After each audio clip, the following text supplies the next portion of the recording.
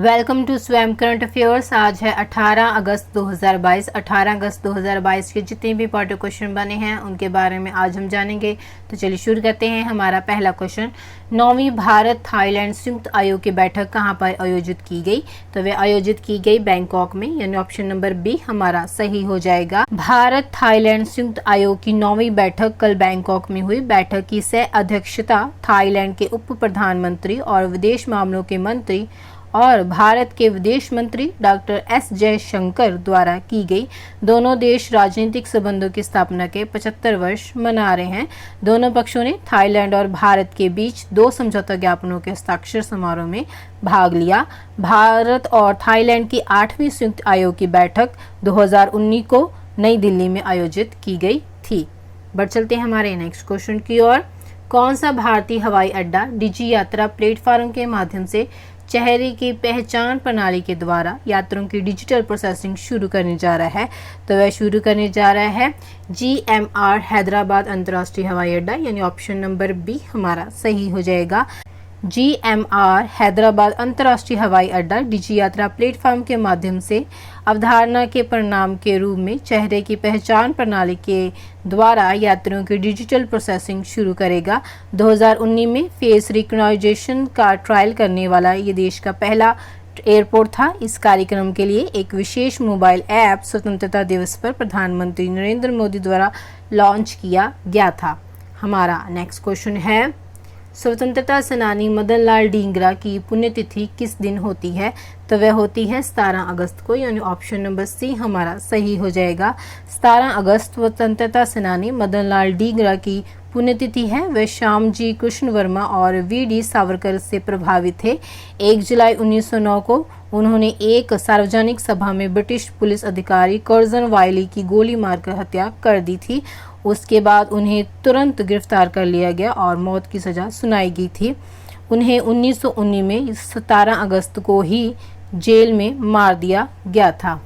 हमारा next question है, दिल्ली उच्च न्यायालय ने किसके प्रशासन को देखने के लिए 3 सदस्यीय समिति गठित करने का निर्देश दिया है? तो वह निर्देश दिया गया है भारतीय ओलंपिक संघ की निगरानी करने के लिए, यानी ऑप्शन नंबर ए हमारा सही हो जाएगा। दिल्ली उच्च न्यायालय ने भारतीय ओलंपिक संघ के मामलों को संभालने के लिए प्रशासकों की 3 सदस्यीय समिति यानी COA के गठन का निर्देश दिया है। COA के सदस्यों को अभिनव बिंद्रा, अंजू बॉबी जॉर्ज और बोमाइला देवी लैशराम द्वारा सहायता प्रदान की जाएगी।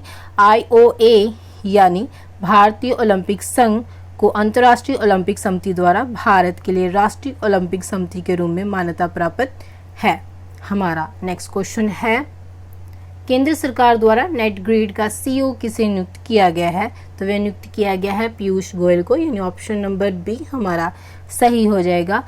प्रधानमंत्री नरेंद्र मोदी के नेतृत्व वाली कैबिनेट की नियुक्ति समिति ने वरिष्ठ नागालैंड कैडर के IAS अधिकारी पीयूष गोयल को राष्ट्रीय खुफिया ग्रिड के COA के रूप में नियुक्त करने को मंजूरी दे दी है। गोयल वर्तमान में गृह मंत्रालय में अतिरिक्त सचिव के रूप में तैनात हैं। बात करें नेट ग्रिड की, तो नेट ग्रिड या राष्ट्रीय खुफिया ग्रिड भारत की आतंकवाद रोधी क्षमताओं को बढ़ाने के लिए स्थापित एक संघीय खुफिया संगठन है। इसका गठन 2009 में किया गया था और इसका हेडक्वार्टर नई दिल्ली में है। हमारा नेक्स्ट क्वेश्चन है, इस राज्य के मुख्यमंत्री ने घोषणा की है कि सरकार सभी राज्य विभागों में खिलाड़ियों को 2% आरक्षण प्रदान करेगी? तो वह करेगी कर्नाटक सरकार, यानी ऑप्शन नंबर बी हमारा सही हो जाएगा। कर्नाटक के CM बसवराज बोम्मई ने घोषणा की है कि सरकार सभी राज्य विभागों में खिलाड़ियों को 2% आरक्षण प्रदान करेगी। वर्तमान में राज्य मौजूदा कोटे की तर्ज पर पुलिस और वन विभाग में खिलाड़ियों को आरक्षण प्रदान करता है। उन्होंने अमृत क्रीड़ा दत्तू योजना के तहत चुने गए 75 खिलाड़ियों को भी सम्मानित किया है। हमारा नेक्स्ट क्वेश्चन है, वरिष्ठ नागरिकों के लिए भारत का पहला सहयोगी स्टार्टअप किसने लॉन्च किया? तो वह लॉन्च किया गया है रतन टाटा के द्वारा, यानी ऑप्शन नंबर सी हमारा सही हो जाएगा। प्रसिद्ध उद्योगपति रतन टाटा ने वरिष्ठ नागरिकों के लिए भारत का पहला मैत्री startup good fellow inter generation relation सहयोग को प्रोत्साहित करने के लिए शुरू किया गया है। शांतनु नायडू जो कि कॉर्नेल विश्वविद्यालय से MBA हैं, उन्होंने गुड फेलो स्टार्टअप की स्थापना की है। ये पीढ़ीगत दोस्ती को बढ़ावा देता है और इसकी मदद के लिए रतन टाटा ने भी दान दिया है। गुड फेलो युवा स्नातकों को नियुक्त करता है जो कि वरिष्ठ नागरिकों की सहायता करने में मदद करते हैं। बढ़ चलते हमारे नेक्स्ट क्वेश्चन की ओर। स्कूल स्वच्छता शिक्षा कार्यक्रम किस राज्य में शुरू किया गया है? तो वह शुरू किया गया है उत्तराखंड में, यानी ऑप्शन नंबर ए हमारा सही हो जाएगा। बच्चों में स्वच्छता के प्रति जागरूकता पैदा करने के उद्देश्य से उत्तराखंड के मुख्यमंत्री पुष्कर सिंह धामी ने राज्य में बच्चों के लिए स्कूल स्वच्छता शिक्षा कार्यक्रम शुरू किया है। ये कार्यक्रम उत्तराखंड के सभी 13 जिलों के 13,000 प्राथमिक विद्यालयों में संचालित किया जाएगा। हमारा नेक्स्ट क्वेश्चन है, शोधकर्ताओं ने कहाँ एक कृत्रिम कॉर्निया को 3D प्रिंट किया जिसे खरगोश की आंख में प्रत्यारोपित किया गया है? तो वह किया गया है हैदराबाद में, यानी ऑप्शन नंबर डी हमारा सही हो जाएगा।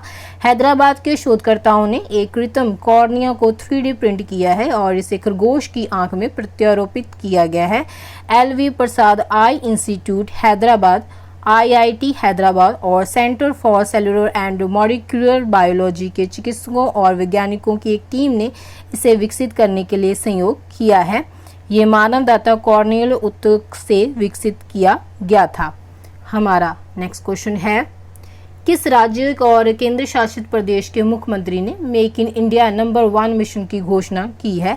तो ये घोषणा की गई है दिल्ली के द्वारा, यानी ऑप्शन नंबर बी हमारा सही हो जाएगा। दिल्ली के मुख्यमंत्री अरविंद केजरीवाल ने 17 अगस्त 2022 यानी कल make in India number 1 mission की घोषणा की। इसे दिल्ली के ताल कटोरा स्टेडियम में लॉन्च किया गया। ये स्वास्थ्य, शिक्षा, कृषि और रोजगार पर ध्यान केंद्रित करेगा। वह लोगों के पहल में शामिल होने और इसके उद्देश्यों को प्राप्त करने के लिए प्रोत्साहित करने के मिशन के एक हिस्से के रूप में देश भर में यात्रा करेगा। तो फ्रेंड्स, ये थे आज के कुछ इंपॉर्टेंट करंट अफेयर्स। अगर आपको वीडियो अच्छी लगी हो तो आप इसे लाइक और शेयर करें। अगर आप चैनल पर नए हैं तो चैनल को सब्सक्राइब करें।